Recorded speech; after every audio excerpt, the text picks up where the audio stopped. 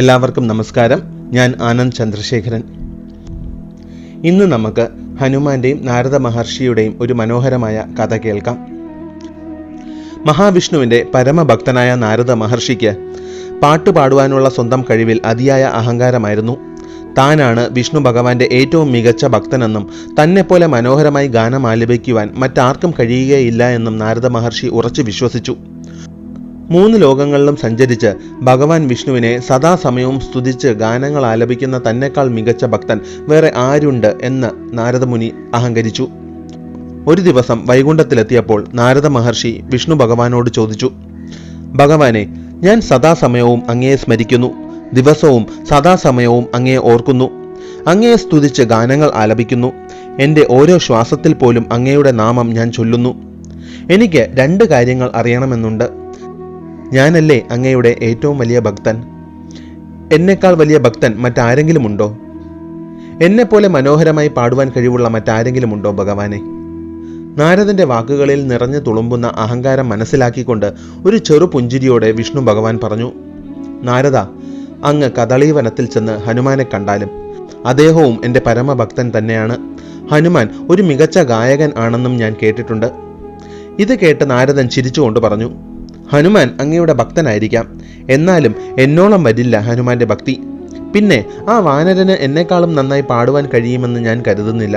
എന്തായാലും അങ്ങ് പറഞ്ഞ സ്ഥിതിക്ക് ഞാൻ ഹനുമാനെ ചെന്ന് കാണാം. ആ വാനരന് സംഗീതത്തിലുള്ള അറിവ് എത്രത്തോളം ഉണ്ടെന്നും എത്ര നന്നായി പാടുവാൻ കഴിയുമെന്നും ഞാൻ നേരിട്ട് പോയി തന്നെ മനസ്സിലാക്കാം.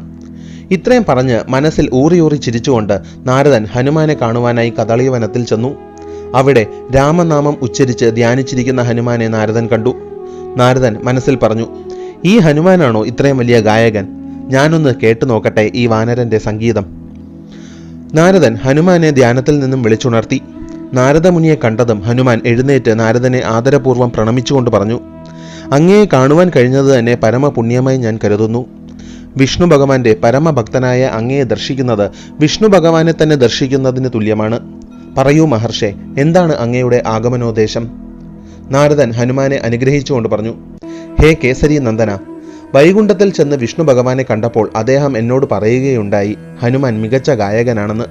അപ്പോൾ ഞാൻ കരുതി എന്നാൽ പിന്നെ ഹനുമാന്റെ സംഗീതം അല്പം ആസ്വദിക്കാമെന്ന്. അതാണ് ഞാൻ അങ്ങയെ കാണുവാനായി കദളീവനത്തിലെത്തിയത്. ഹനുമാൻ ചിരിച്ചുകൊണ്ട് പറഞ്ഞു, ഞാൻ ഗായകനാണെന്ന് വിഷ്ണു ഭഗവാൻ പറഞ്ഞത് തന്നെ എൻ്റെ പുണ്യമാണ്. എന്നാലും അങ്ങയെപ്പോലെ സംഗീതത്തിൽ അഗ്രഗണ്യനായ ഒരാളുടെ മുൻപിലിരുന്ന് പാടുവാനുള്ള യോഗ്യതയൊന്നും എനിക്കില്ല നാരദ മഹർഷേ. അങ്ങ് സംഗീതത്തിന്റെ കൊടുമുടി കീഴടക്കിയ മഹാജ്ഞാനിയാണ്. ഞാൻ വെറും ഒരു രാമഭക്തൻ മാത്രമാണ്. ഇത് കേട്ട് നാരദന്റെ അഹങ്കാരം വീണ്ടും വർദ്ധിച്ചു. നാരദൻ കരുതി, എനിക്കറിയാം, എന്നാലും ഞാനൊന്ന് കേൾക്കട്ടെ വാനര നിന്റെ സംഗീതം. നാരദൻ പറഞ്ഞു, വിഷ്ണു ഭഗവാൻ പറഞ്ഞ സ്ഥിതിക്ക് എനിക്ക് അങ്ങയുടെ സംഗീതം ഒന്ന് കേൾക്കണമെന്നുണ്ട് പവനപുത്ര. എനിക്ക് വേണ്ടി ഒരു ഗാനം അങ്ങ് ആലപിച്ചാലും. ഹനുമാൻ പറഞ്ഞു, ഞാനൊരു രാമഭക്തൻ മാത്രമാണ്. എനിക്ക് അറിയാവുന്നത് രാമനാമം മാത്രമാണ്. ഞാൻ പാടാം, എങ്കിലും അതിലെന്തെങ്കിലും തെറ്റുകുറ്റങ്ങൾ ഉണ്ടെങ്കിൽ മഹാജ്ഞാനിയായ അങ്ങ് അത് പൊറുക്കണം. ഇത്രയും പറഞ്ഞ് നാരദ മഹർഷിയെ പ്രണമിച്ച് ഗാനം ആലപിക്കുവാൻ ഹനുമാൻ കണ്ണുകൾ അടച്ച് ഇരുന്നു. നാരദ മുനി അടുത്തുള്ള ഒരു പാറയുടെ പുറത്ത് തൻ്റെ വീണ വച്ചിട്ട് ഹനുമാന്റെ സംഗീതം കേൾക്കുവാനായി ഹനുമാന്റെ സമക്ഷമിരുന്നു. ഹനുമാൻ ഗാനം ആലപിക്കുവാൻ ആരംഭിച്ചു. മനോഹരമായ ഹനുമാന്റെ ശബ്ദത്തിൽ രാമനാമം മനത്തിലെങ്ങും അലയടിച്ചു. ഹനുമാന്റെ സംഗീതത്തെ വിലയിരുത്താമെന്ന് കരുതി അഹങ്കാരത്തിലിരുന്ന നാരദ മഹർഷി പോലും മനോഹരമായ ആ ഗാനത്തിൽ സ്വയം മറന്ന് ഇരുന്നു. കാട് നിശ്ചലമായതുപോലെയായി. പ്രാണരക്ഷാർത്ഥം ഓടിയ മാനും മാനിനെ കൊന്ന് ഭക്ഷിക്കുവാൻ വേണ്ടി പിന്നാലെ ഓടിയ സിംഹവും പോലും ഹനുമാന്റെ സംഗീതം കേട്ട് സ്വയം മറന്നു നിന്നുപോയി. ഹനുമാന്റെ ഭക്തി നിർഭരമായ സംഗീതം എങ്ങും പരന്നു. സമസ്ത ജീവജാലങ്ങളും ആ മാന്ത്രികമായ ഗാനാലാപനത്തിന്റെ ഭംഗിയിൽ എല്ലാം മറന്ന് രാമനാമം കേട്ടു നിന്നു. ഹനുമാൻ തന്റെ ഗാനം തുടർന്നു. സമയം എത്ര കടന്നുപോയി എന്ന് അറിയില്ല. കണ്ണുകൾ അടച്ച് ആ സ്വർഗീയ സംഗീതം ആസ്വദിച്ച് ഇരുന്ന നാരദ മുനിയെ ഹനുമാൻ തട്ടി വിളിച്ചു, മഹർഷേ, നാരദ മഹർഷേ. നാരദൻ കണ്ണുകൾ തുറന്നു. താൻ എവിടെയാണ് എന്നോ എന്തിനാണ് വന്നതെന്നോ ഒന്നും നാരദന് പെട്ടെന്ന് ഓർമ്മ വന്നില്ല. അദ്ദേഹത്തിന്റെ കാതിൽ മനോഹരമായ ഹനുമാന്റെ കണ്ടത്തിലൂടെ പുറത്തു വന്ന രാമനാമം മാത്രമായിരുന്നു. പതുക്കെ നാരദന് ഓർമ്മ വന്നു. ഹനുമാന്റെ സംഗീതത്തെ പുച്ഛത്തോടെ കണ്ട് അതിനെ അളക്കുവാൻ അഹങ്കാരത്തോടെ വന്നതായിരുന്നു താൻ എന്ന് നാരദന് ഓർമ്മ വന്നു. നാരദൻ പറഞ്ഞു, ഹേ ഹനുമാൻ, എന്നോട് ക്ഷമിച്ചാലും സ്വയം വലിയ ഗായകൻ എന്ന് ഞാൻ അഹങ്കരിച്ചു. വിഷ്ണു ഭഗവാന്റെ ഏറ്റവും വലിയ ഭക്തനാണ് ഞാൻ എന്ന് ഞാൻ സ്വയം അഹങ്കരിച്ചു. എന്നോട് ക്ഷമിക്കൂ കേസരി നന്ദന. നിന്റെ ഭക്തി അതുല്യമാണ്, അനന്യ സാധാരണമാണ്. നിന്റെ സംഗീതം സ്വർഗീയമാണ്. ഇത്രയും മധുരമായ ഗാനാലാപനം ഞാൻ ഇന്നുവരെ കേട്ടിട്ടില്ല. ഹനുമാൻ തൊഴുകൈകളോടെ നിന്നു. ഹനുമാനെയും ഹനുമാന്റെ സംഗീതത്തെയും വില കുറച്ച് കണ്ടെത്താൻ എന്തൊരു വിഡ്ഢിയാണ് എന്ന് കരുതിക്കൊണ്ട് നാരദൻ തന്റെ വീണ എടുക്കുവാൻ ശ്രമിച്ചപ്പോൾ വീണ പാറയിൽ നിന്നും അനങ്ങുന്നില്ല.